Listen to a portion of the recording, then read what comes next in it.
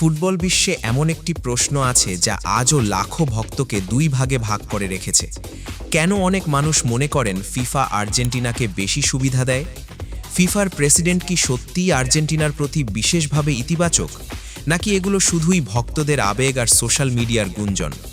আজ আমরা কোনো গুজব নয়, বরং বিতর্ক, ঘটনা এবং বাস্তব তথ্য নিয়ে আলোচনা করব। তাই ভিডিওটি শেষ পর্যন্ত দেখুন। বিশ্বকাপ বা বড় টুর্নামেন্টে যখনই কোনো বিতর্কিত সিদ্ধান্ত হয়, অনেক সমর্থক মনে করেন তাদের দল বঞ্চিত হয়েছে। বিশেষ করে আর্জেন্টিনা বড় ম্যাচ জিতলে সামাজিক মাধ্যমে নানা অভিযোগ দেখা যায়। কেউ বলেন রেফারির সিদ্ধান্ত আর্জেন্টিনার পক্ষে গেছে, আবার আর্জেন্টিনার সমর্থকরা বলেন দলটি তাদের পারফরমেন্স দিয়েই জিতেছে। এই ভিন্ন মত থেকেই বিতর্কের জন্ম। ফিফার প্রেসিডেন্টের কাজ হল বিশ্ব ফুটবলের প্রশাসনিক নেতৃত্ব দেওয়া।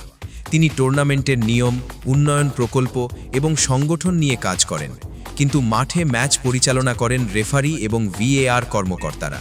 ফিফার প্রেসিডেন্ট সরাসরি মাঠের সিদ্ধান্ত নেন এমন কোনো প্রমাণ নেই, তাই কোনো ম্যাচের ফলাফলকে সরাসরি প্রেসিডেন্টের ব্যক্তিগত পছন্দের সঙ্গে যুক্ত করা ঠিক নয়।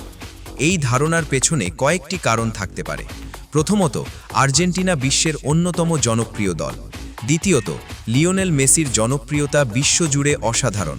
তৃতীয়ত, বড় দলের জয় নিয়ে সব সময় বেশি আলোচনা হয়, ফলে অনেক সময় সামাজিক মাধ্যমে গুঞ্জন দ্রুত ছড়িয়ে পড়ে, যদিও তার পক্ষে নির্ভরযোগ্য প্রমাণ থাকে না। ফুটবলে ভুল সিদ্ধান্ত সব দলের বিপক্ষে গেছে, আবার অনেক সময় পক্ষে এসেছে। Argentina, Brazil, France, England, Spain প্রায় সব বড় দলই কখনো না কখনো রেফারিং নিয়ে অভিযোগ করেছে। এটাই ফুটবলের বাস্তবতা। একটি ম্যাচের ফল নির্ধারণে খেলোয়াড়দের পারফরম্যান্স, কোচের কৌশল এবং ম্যাচের পরিস্থিতি সবচেয়ে বড় ভূমিকা রাখে।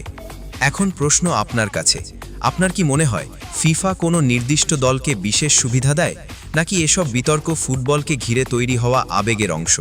আপনার মতামত কমেন্টে লিখুন, তবে আলোচনা যেন সম্মানজনক এবং তথ্যভিত্তিক হয়।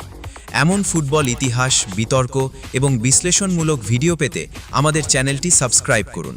আবার দেখা হবে পরবর্তী ভিডিওতে। আল্লাহ হাফিজ।